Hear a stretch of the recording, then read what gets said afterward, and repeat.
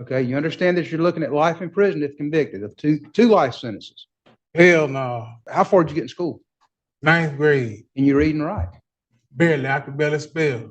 I don't understand none of this, what he talking. And it's a conspiracy between these two right here. Listen, Mr. Cromartie. Mr. Cromartie, what do you? Man, I don't understand, sir. I don't believe you, Mr. Cromartie, because you act like you do understand it. I don't understand, sir. Yeah. First of all, I have the right to face my accuser. What are you asking me to do today, Mr. Cromartie? You saying I don't understand. Then yes, you do understand you have a plea offer for 25 years in prison. Today, we're looking at a courtroom moment involving a self-proclaimed sovereign citizen who's facing 2 life sentences. Yes, 2.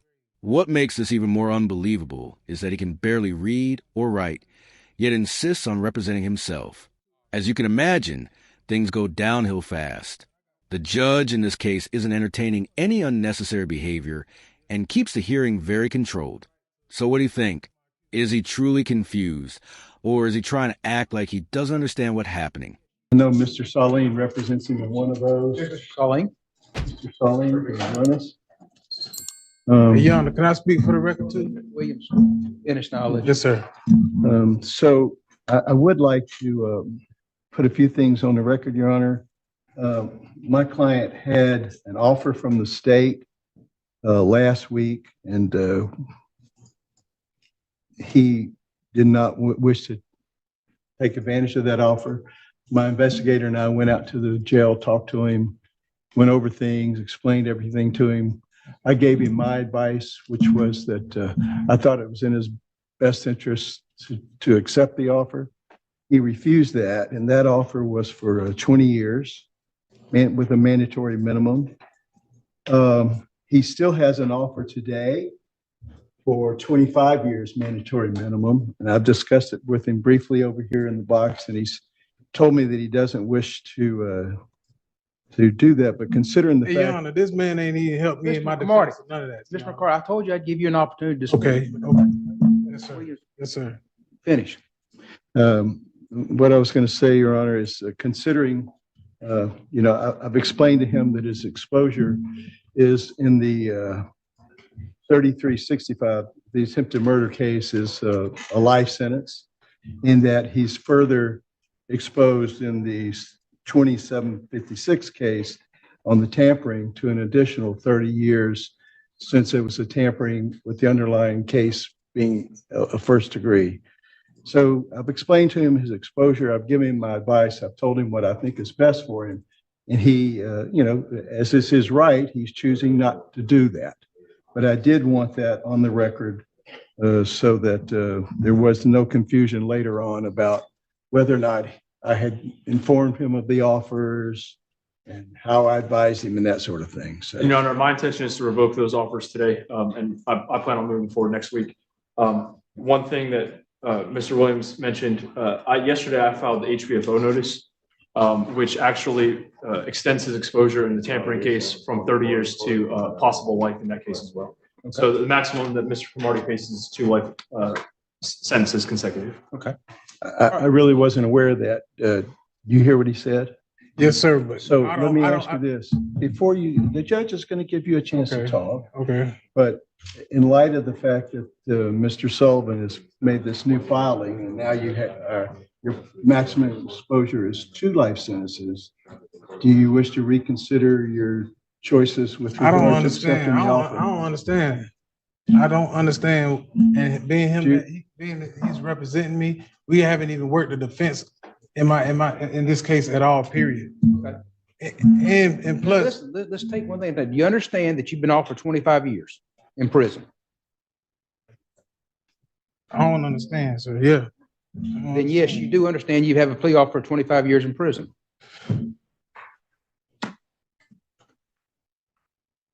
I don't understand because I'm innocent. I don't know what's going on.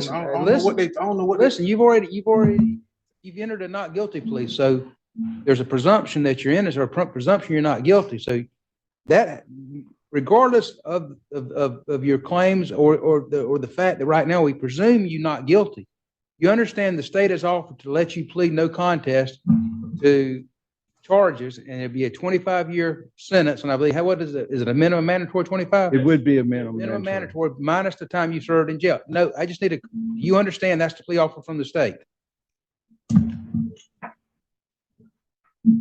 Hell no. I don't understand none of this, what he thought. And it's a conspiracy between these two right here. Listen, Mr. Man. Cromartie, Mr. Cromartie, what do Man, you? I don't understand, sir. And I don't believe you, Mr. Cromartie, because you act like you do understand. Share your thoughts as we get into the video. You can literally see him freeze when the judge asks if he understands a 25-year plea offer. It's like he's trying to stall, hoping the court will somehow get tired of him and let him go. But that's not how the system works. If someone keeps claiming they don't understand, the court doesn't just move on. They order a competency evaluation. That brings in specialists who decide whether the person genuinely doesn't understand the process or is just trying to avoid consequences. And if the court finds out you're pretending, you've wasted everyone's time and made your situation much worse. So what's your take? Do you think he really doesn't understand, or is this just a bad strategy? Honestly, when you're facing 2 life sentences, it's easy to see why someone might try anything. Asking for right now. What are you asking for? I'm asking for him to be removed off my Raise case. your right hand to be sworn. I do. Wait till the oath is done, sir. Do it again, madam. Sir. Raise your hand again. Solemnly swear the testimony you're about to give is the truth, the whole truth, and nothing but it. I hope you got it. Yes, ma'am. All right, Mr. Cromartie, state your name. Jamel Cromartie. What are you asking for today, Mr. Cromartie? This name of this contract does not refer nor identify the male standing in this corporation. I, Jamel Cromartie, being forced to go against my will and my best interest. My right of due process have been impeded upon. Also, my 4th and 5th Amendment right have been violated. I invoke my rights of the Constitution to protect me and my best interest. I invoke my 5th Amendment. Okay. All right, then you vote the 5th Amendment right, so you're not asking to testify. What are you asking me to do? First of all, I have the right to face my accuser. Listen. What are you asking me to do today, Mr. You Cromartie? saying I don't understand. Mr. Just Cromartie, don't- what are you asking me today? I'm gonna give you No, one I chance. don't need him on my case. Okay, are you listen, what are you asking me to Or do? this one right here. This both them two right there. Okay. I got some that's conspiracy on what they trying to do. Okay, what do you want me to do? Continue my trial. No, Till I sir, get- motion denied. What are you asking me to do? What are you asking me to do, Mr. Cromartie? A fair trial. All right now, you're gonna get a fair trial. Is there anything you're asking me to do right now? I'm saying I don't need them on my case. What are you asking me to remove them? Yes, sir. And then are you gonna represent yourself, or are you gonna hire another attorney? I'd rather represent myself to get an attorney. You already sworn in, so state your name again. Jamel Cromartie, sir. Mr. Cromartie, you're asking to represent yourself next week, is that correct? Yes, sir. Okay, you understand that you're looking at life in prison if convicted of two life sentences. Okay. You understand that? Yes, sir. Okay, do you understand you've been offered a 25-year plea deal? Yes, sir. And when you said before you didn't understand that, you were not being truthful with the court, is that correct? I mean, I'm saying yes, sir, to say yes, sir. I'm guessing you're agreeing with me. I don't know. No, I'm asking you a question. So you don't understand that, is that correct? Understand what? That you have been offered 25 years in prison if you pled no contest and that will settle your cases. Do you understand that? I don't know how to answer that. You're going to have to answer my questions if you want to represent yourself, sir. If not, I'm not going to find you competent to represent yourself. Yes, sir. Do you understand you've been offered 25 years in prison? Is that correct? Yes, sir. Okay. So when you said before you didn't understand that you were not being truthful with the court, is that It's correct? a lot that's going on that I don't understand. Listen to me. Yes, sir. You were not being truthful with the court. Is that correct? I'm not gonna say I'm being truthful. When you I said don't understand. you don't understand. You got to talk to me in a level where I got to Yes, sir. I'm understand. talking to you. I'm talking to you at the same level. But some of it I don't understand because there's some shit. So you that's don't going on. you don't understand what's going on? Half of it I don't. How far did you get in school? 9th grade, And you read and write? barely. I could barely spell. Okay. And do you understand if you represented yourself, you'd have to do everything a lawyer I'm gonna did? do what I can that I've been trying to do. Do you understand you'd have to do I do everything? better than him. Listen to me. If you want to represent yourself, you got to answer these questions. If not, I can't allow you to represent yourself. So, I ain't trying to make a fool of myself, but Yana, I don't need them two on my case. okay. You can barely read and write. Is that correct? I learn. You're gonna pick a jury Monday morning. I'm not continuing the case. And you're gonna try the case next week if you represent yourself. Okay. And you're reading right. But taking a 20-year deal probably would have been the smarter choice. I honestly can't tell if he's serious or if he's putting on an act. On one hand, he may truly struggle with reading and writing. On the other hand, his behavior feels like he's pretending not to understand to dodge responsibility. The judge, though, he's not falling for any of it. He keeps everything on track and isn't letting this man derail the hearing. And just to be clear, courts don't drop cases because someone suddenly says they can't read. If literacy is a real issue, the court brings in help, assigns counsel, or has documents read aloud. Time to learn. So you can barely read and write. Is that correct? You don't understand about the plea offer. You understand that lawyers are trained in the rules of evidence, criminal procedure, and the law. They're there to assist you in preparing for trial and trying the case. Do you understand that? Okay, well, I'm gonna find that you're not competent to represent yourself. Mr. Salim will stay on his case. Mr. Williams will stay on that case, and we'll see you Monday morning and pick a jury. All right. What they won't do is ignore the entire case because of it.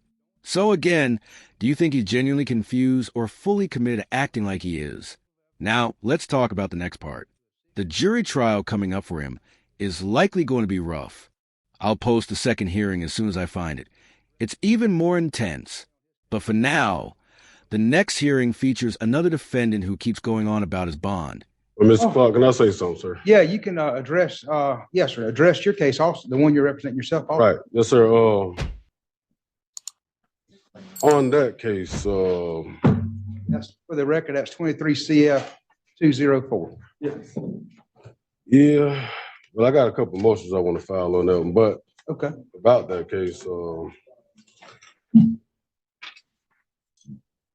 can I ask why am I being held without bond?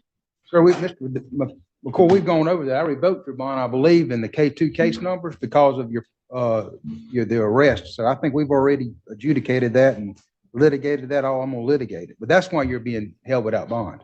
I mean, is there a reason though, sir? Like, Yes, sir, reason to because be held without bond? yes, because you were out on bond and you picked up another charge. But I'm innocent on that charge, Mr. Clark. And I got the evidence. Absolutely, you're presumed innocent on all the charges. So I assume you're not admitting that you're guilty on the two charges that you're out on bond on. You're presumed innocent on all three of the charges. Can I ask if the state has filed a motion to hold me without bond, Mr. Clark? No, sir. I believe the court, I believe, and I may be wrong. I may have done it on my own motion. You had a hearing in February, I believe it was February 24th, and then you addressed it also at our last hearing on October the 17th. There was an order of revocation of release, and that was done by the first appearance judge on January 18th. So that judge held a hearing and revoked your bond or issued basically a warrant and held you without bond. So that, and I upheld that. Well, I understand, sir, but it's been since January. Is there a reason why you feel like I need to be held without bond? Yes, sir, because you picked up another charge while you were out on bond. Well, Mr. Mr. Clark, I'm just speaking real quick. Go ahead, do it quick. Before we address that, Mr. Chairman. I don't have to make it any plainer for you. Have a little patience with me, sir. I understand that's judges. They should be patient with their client, with litigants. Well, I'm as patient as you. I'm gonna be patient. I'm gonna treat you just like a lawyer, and I'm treating you just like a lawyer. And when a lawyer goes to repeating themselves or re-litigating something that's already been litigated, I give them very little short leash. And that's basically what I've done to you. I've addressed that so many times. I'm not prepared to address it again today. So if you want to talk about something else, let's move on. But I'm not going to reinstate your bond today. Okay? Even though he already got one previously, was released, and then immediately got in trouble again. Let's check it out.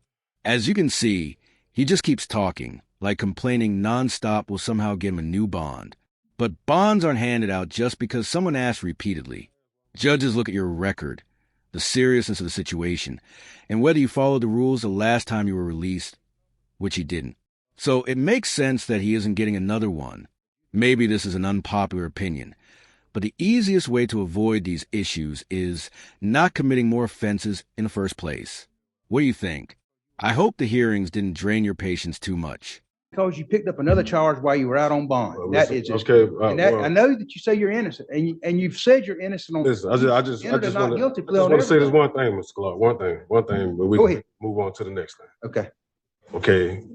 What makes me different from the person that you released last month? I don't know. Harrison Freeman. I picked up a driving on suspended license charge. I got no idea. He had battery on a police officer. You Listen to reinstated me. his I'm bond. not going to compare you to He had other. battery on a police officer. And you I'm not reinstated going his to bond. compare you to other cases right now because I can't remember. It's not fair to me. I don't know why I Not fair did to what I me. did. I've been in jail. This case been going Let's on. move on. I've answered your question. What else is there? Go ahead. Sitting in jail for 3 years, Mr. I Clark. understand, but tell me what else. No, you ain't sat in jail for 3 years. This was the. Yeah, for a January few 20. months when I caught that BS charge, but I got can't a help total that. time before 3 Let's go. years in jail. Let's go. What else we need to do? Set me up for a bond here. Okay, December 19th at 9 o'clock. Okay, well, wait a minute. I ain't done yet. I still got some motions I want to file. Okay, you can file them. Now, have you got copies for the state? Yeah, I got copies for the state Okay, too. you need to provide I guess it's Mr. Ferrer. Oh yeah. What about on my new case? Okay, on my new case. No. I never had a driver's license, right, in my life. And the fact that I'm charged with a felony is wrong. It's because driving without a valid driver's license is a misdemeanor, even if you're habitualized. Hey, you need to file a motion. Well, I got the motions ready right here. We'll file it. Okay, I'm about to file it. But my thing is, if it's already on the court's attention that the information that was filed on me was wrong, that's a fundamental error. That's impossible to this charge is me with it. unsworn testimony. I got no idea, but file your motion. And we've got everything. We'll set. We already been through that because on my charge before, on my case before, you already corrected that charge. So why is? Listen to me. I'm not arguing with you. This is a pretrial. I'll set your motions for December 19th. If you want to file your motions now and get everybody filing ready. right now. I'm filing. Okay. What about my? Oh yeah. Back to the representation thing that we had. Okay. Okay. I have a copy of my transcripts. Yes, sir. And you said that I expressly requested counsel. I got a copy of my transcripts to prove that that's not true. Okay. Well, you on what case?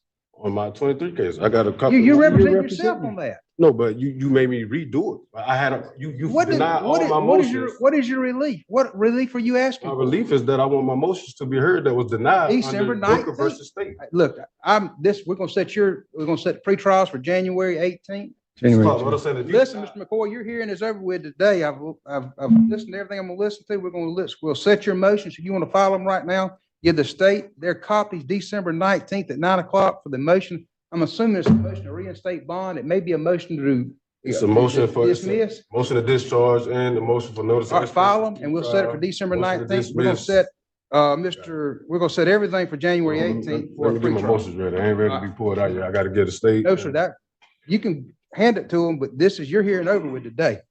I can't get them my motions. Yeah, that's got nothing to do with it. All right, I gotta get them ready. You just let Mr. Devontae McCoy sit in the courtroom and get his paperwork ready and let him file his motions and give his copies to the state. You have a nice day, Mr. Clark. Huh? You have a nice day. Some people are just completely disconnected from reality in these moments. Watching both hearings felt like watching things slowly fall apart step by step. Every time it seemed like they couldn't make things worse. They somehow did. But I guess that's why these clips are so interesting. We get to see how people create bigger problems for themselves while the judge stays focused. One clear takeaway from all this: pretending to be confused never helps. Complaining nonstop doesn't help either. Let me know what you think, especially about the first man facing the 2 life sentences. I'll post his next hearing as soon as I find it.